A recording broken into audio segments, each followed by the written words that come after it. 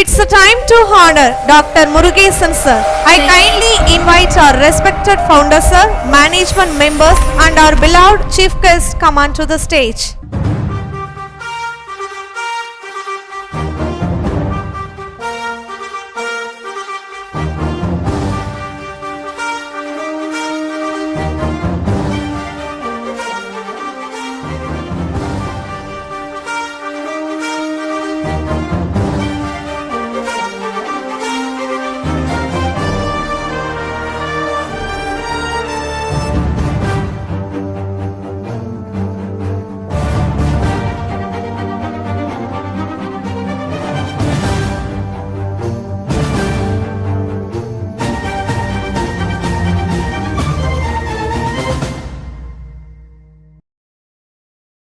சரஸ்வதி மேல்நிலைப் பள்ளியின் தாளாளர் தம்பி ரவீந்திரன் அவர்களே, அவர்களது புதல்வர் அன்புக்குரிய தம்பி விக்ரம் மனோஜ் அவர்களே, அவர்கள் குடும்பத்தினர்களே, ஆசிரியர் பெருமக்களே, பெற்றோர்களே, டாக்டர் சீஃப் கெஸ்டான டாக்டர் அபிடலி அவர்களே, மாணவ மாணவிகளே, விருந்தினர்களே, அனைவருக்கும் எனது மாலை வணக்கம். 2 வருடமாக நான் ஓய்வு பெற்ற பின் எந்த நிகழ்ச்சிக்கும் செல்வதே இல்லை. ஆனால் தம்பி விக்ரம் மனோஜ் என்னை ஃபோனில் தொடர்பு கொண்டபோது என்ன காரணம் என்று தெரியவில்லை. உடனே நான் ஒத்துக்கொண்டேன். போவழி மாணவ மாணவிகளை சந்திக்கலாம், பெற்றோர்களை சந்திக்கலாம் என்ற ஒரே எண்ணமாக தான் இருக்கும். ஆகையால் இந்த சரஸ்வதி மேல்நிலைப் பள்ளி 25 வருஷத்தில் இவ்வளோ உயர காரணம் அந்த மாணவர்களின் சாதனை, ஆசிரியர்களின் அர்ப்பணிப்பு, பெற்றோர்களின் ஆதரவு. இது இருந்தால் தானே இந்த நிறுவனங்கள் மேலே வர முடியும்.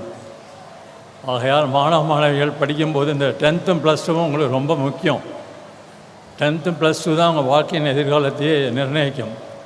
அதனால் அந்த 10th + 2 படிக்கும்போது நமது ஜனாதிபதி காலம் சென்ற அப்துல் கலாம் சொன்ன மாதிரி கனவு காணுங்கள், முயற்சி செய்யுங்கள், நன்றாக உழையுங்கள். இது இருந்தால் நிச்சயம் ஒரு எதிர்காலம் நன்றாக அமையும்.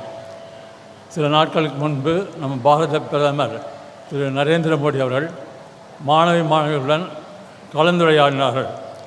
பல கேள்விகளை கேட்டார்கள். அது முக்கியமான ஒன்று, கல்வி உங்களுக்கு சுமையா சுகமா என்று அருமையான வார்த்தையை போட்டார்கள். சுகம் என்று நீங்கள் நினைத்தால் எதிர்காலம் உங்களுக்கு பிரமாதமாக இருக்கும். சுமை என்று நினைத்தால் உங்கள் வாழ்க்கை அவ்வளோ சுவாரஸ்யமாக இருக்காது என்று நல்ல கருத்தை கூறினார்கள். ஆனால் மாணவர்களே, நல்ல கல்வி உங்களுக்கு இந்த பள்ளிக்கூடம் தருகிறது.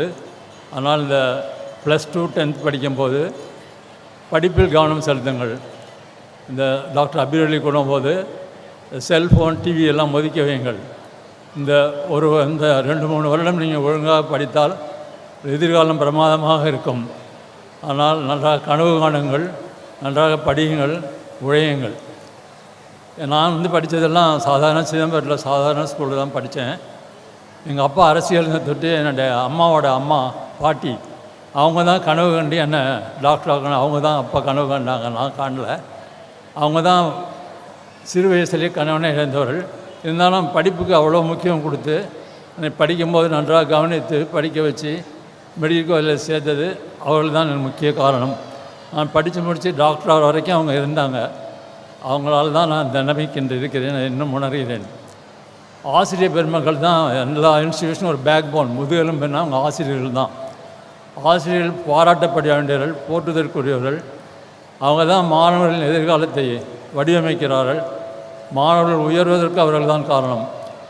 நான் படிக்கும்போது எல்லாம் முக்கால்வாசி பிராமணர் தான் ஆசிரியர். பெரம்போடு தான் ஸ்கூலுக்கு வருவாங்க. ஸ்கூல் டீச்சர் பிச்சு ஐயர், ரங்கநாத ஐயங்கார், இது மாதிரி இன்னும் அந்த வாத்தியாரெலாம் ஞாபகம் வச்சுருக்கேன்னா. மெடிக்கல் காலேஜ் போனோடனே அண்ணாமலைன்னு ஒரு மெடிக்கல் ப்ரொஃபஸர் அவ்வளோ பிரமாதமாக கேஸ் சொல்லிக் கொடுப்பார். இந்த பார்வையின் முக்கியத்தை அவர் சொல்லிக் கொடுத்தாரு. அந்த பேஷண்ட்டை எப்படி பார்க்கணும், நீ பார்வையிலையும் அளந்துடலான்னு சொல்லுவார். அதனால் அவர் ஒரு நாள் ஒரு பேஷண்ட் எடுக்கும்போது அவர் பார்த்து எங்களை பார்க்க சொன்னார். அந்த பேஷண்ட் எனக்கு ஒன்றுமே தெரியல, நல்லா தான் இருக்காருன்னு சொன்னேன். ஆனால் கண்ணை பாருன்னு சொன்னார். கண்ணை பார்த்தா ஒரு கண்ணுக்கு இன்னொரு கண்ணு வித்தியாசமாக இருக்குது. வாயை பாருன்னா வாய் கோணிட்டு போகுது. அவர்கிட்ட என்ன அந்த அப்சர்வேஷன் நான் கற்றுக்கிட்டேன். அப்சர்வேட் பண்ணால் நல்லா நோயாளி குணப்படுத்த முடியும், நல்லா கண்டுபிடிக்க முடியும். நான் இந்த ஊருக்கு வரும்போது என் தந்தை, நான் 27 வயசுலேயே படிப்பை முடித்துவிட்டு என் தொழிலை சிதம்பரத்தில் ஆரம்பித்தேன். ஆனால் எங்கள் தந்தையார் வந்து நீ கிராமத்தில் தான் ஒர்க் பண்ணணும், அதனால் கொள்ளிடத்தை தேர்ந்தெடுத்து அங்கே வாங்கினாங்க. அப்போ சின்ன ஊராக இருக்க அங்கே யார் பேஷண்ட் வருவாங்களே, எப்படி முன்னேறதுன்னு கேட்டேன். எந்த ஊரில் இருந்தாலும் உண்மையாக உழைச்சா மக்கள் வருவார்கள் என்று சொன்னார்கள். அது சொன்னபடி நானும் படிப்படியாக வளர்ந்து, நான் வரும்போது கொள்ளிடத்தில் ஒன்றுமே கிடையாது.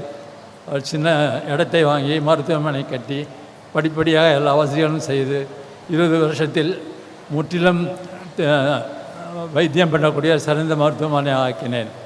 எல்லா வசதிகளும் செய்து கொடுத்தேன். ஆப்ரேஷன் கொண்டு செய்வோம்.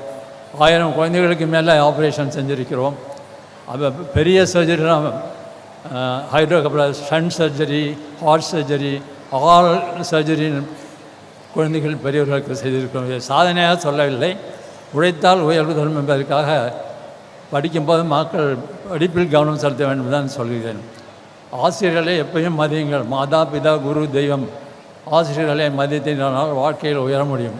அப்புறம் பெற்றோர்கள் தான் மக்களை ஒழுங்காக படிக்க வைக்கணும். என் பாட்டி கல்வி இல்லாவிட்டாலும் படிப்பில் முக்கியத்தை கருதி என் நன்றாக ஊக்குவித்தார் படிப்பதற்கு. ஆனால் பெற்றோர்கள் வந்து படித்தா வந்து கிளாஸில் சாயங்காலம் வந்தால் என்ன படிச்சிருக்காங்க, என்ன சொல்லிக் கொடுக்குறாங்க, புக்கை பரட்டி பார்க்கணும், மார்க் எப்படி வாங்கியிருக்கான்னு பார்க்கணும், மார்க் சரியாக இல்லாட்டி ஆசிரியரை போய் பார்க்கணும். அப்போ தான் வந்து பையனுக்கு ஒரு படிப்பில் ஆர்வம் வரும். என் பையன் மெடிக்கல் காலேஜ் முடிகிற வரைக்கும் நான் ஆசிரியர்களை செஞ்சுட்டு தான் இருப்பேன். எம்டி சேர்ந்த போது கூட மணிப்பாலில் போய் அந்த ஆசிரியரை பார்த்துட்டு வருவேன். ஆசிரியர்களோடு நிர்வாகத்தோடு பெற்றோர்கள் தொடர்பு வைத்து கொள்ள வேண்டும். ஆனால் இந்த பாதி பேர் கணவன்மார்களை வெளிநாட்டுக்கு அனுப்பிச்சிடுறாங்க. பெண்கள் தான் நிர்வாகம் பண்ணுறாங்க. அவங்க பெண்களுக்கெல்லாம் என்ன பவுன் மேலே தான் ஆசை. ஃபாரின் போனோன்னா வீட்டுக்கார்ட்ட பவுன் வாங்கணும், பணம் அனுப்பு, பவுன் வாங்கணும், பணம் அனுப்புன்னு தான் சொல்கிறாங்க. ஆனால் இனிமேல் பவுன் வாங்க பணம் கேட்காதீர்கள், படிப்பதற்கு பணம் வேண்டும் என்று சொல்லுங்கள். நன்றாக படித்தால் எதிர்காலத்தில் வாழ்க்கையை அவனே அமைத்துக் கொள்வார்கள். அவர்களே வேண்டியதை செய்து கொள்வார்கள். ஆகையால் பெற்றோர்களை வேண்டி கேட்டுக்கொள்கிறேன், படிப்பில் கவனம் செலுத்துங்கள். டாக்டர் அபிநரி கூறியபடி செல்ஃபோன் டிவியெல்லாம் ரொம்ப அணுக விடாதீர்கள். அப்படியே செல்ஃபோன் வேணும்னா டச் ஃபோன் வாங்கி கொடுக்காதீர்கள், பட்டன் ஃபோன் வாங்கி கொடுங்கள். டிவியில் நல்ல geographical channel, news, sports centre அப்படி பார்க்க சொல்லுங்கள். பெற்றோர்கள் கவனித்தா தான் பையங்க நல்லா வளருவாங்க. அதனால் பெற்றோர்கள் மாணவர்கள் படிப்பில் அக்கறை செலுத்துங்கள் என்று வேண்டி இந்த நிர்வாகத்தினர் தம்பி ரவீந்திரன், அவர்கள் புதல்வன் மனோஜின் மனைவி, இவரெல்லாம் அந்த பள்ளியை பிரமாதமாக நடத்துகிறார்கள். தம்பி ரவீந்திரன் ஒரு நிலச்சவான் தான். அவங்க அப்பாவும் அம்மாவும் எனக்கு ரொம்ப பழக்கம். அப்பா குப்புசாமி நாயுடு, அவங்க நல்லா சாஃப்டாக பேசுவார். ஆனால் அவங்க அம்மா சரஸ்வதி கணீர்னு பேசுவாங்க. அவங்க ரொம்ப திறமைசாலி. மனோஜின் மனைவியும் ஒரு திறமைசாலின்னு கேள்விப்பட்டேன். திறமைசாலி இருந்தால் தான் வாழ்க்கையை ஒழுங்காக நடத்த முடியும். அதனால் என் மனைவியும் ஒரு திறமைசாலி தான்.